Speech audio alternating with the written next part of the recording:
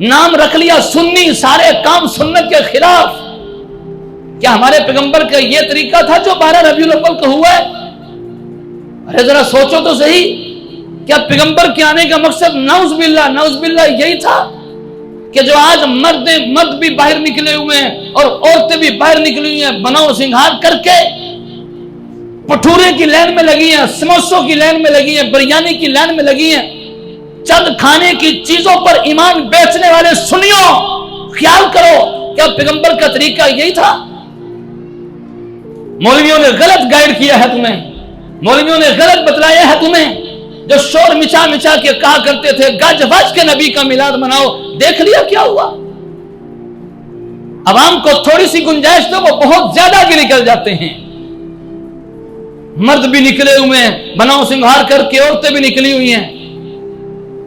क्या मेरे पैगंबर ने नहीं फरमाया लानत हो उस औरत पर जो खुशबू लगा के घर से बाहर निकलती है? लानत हो उस औरत पर जो मर्दों को अपनी तरफ माइल करती है और खुद उनकी तरफ माइल होती है? लानत हो उस औरत पर जो घुंघरू वाली चीज पाजेब वगैरह पहनकर शोर शराबा करके गली में निकलती है।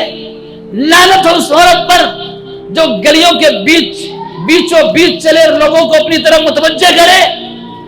क्या पैगंबर का ये फरमान नहीं है? हम किस तरफ चले गए? पैगंबर का तरीका क्या था और हम क्या करने लग गए? हुजूर की विलादत पर खुशी मनानी चाहिए, हुजूर की विलादत पर खुशी मनानी चाहिए। अरे कौन इनकार करता है? कोई काफिर होगा जो हुजूर की विलादत पर खुश नहीं था। लेकिन खुशी का तरीका यह थोड़ी है जो आज कर लिया गया है। यही तरीका है। सुन्नत नाम की चीज उनकी जिंदगियों में नजर नहीं आती। शादी उनकी काफरों वाली, फोतगी उनकी हिंदुओं वाली, लिबास उनका यहूदियों वाला, बालों का स्टाइल यहूदियों वाला, मुसलमानों वाली चीज है कौन सी? तुम भी तो अपने बच्चे की विलादत पर सालगिरह मनाते हो। जनाब ये भी तो ईसाइयों का तरीका है। तुमने तरीका लिया तो ईसाइयों से लिया।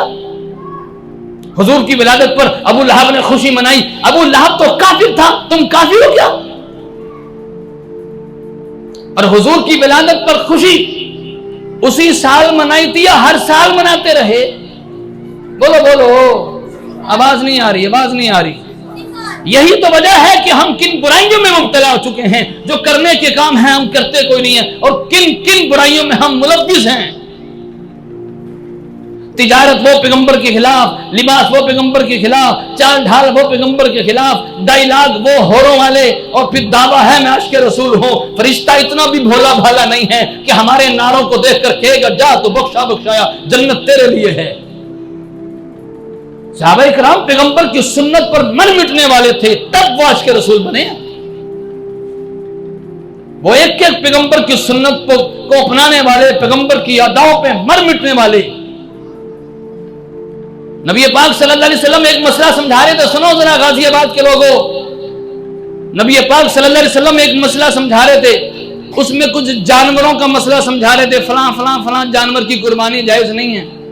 हुजूर ने 4 जानवरों का तज़किरा किया। फलां की कुर्बानी भी जायज नहीं, फलां की भी जायज नहीं, फलां की भी जायज नहीं, फलां की भी जायज नहीं।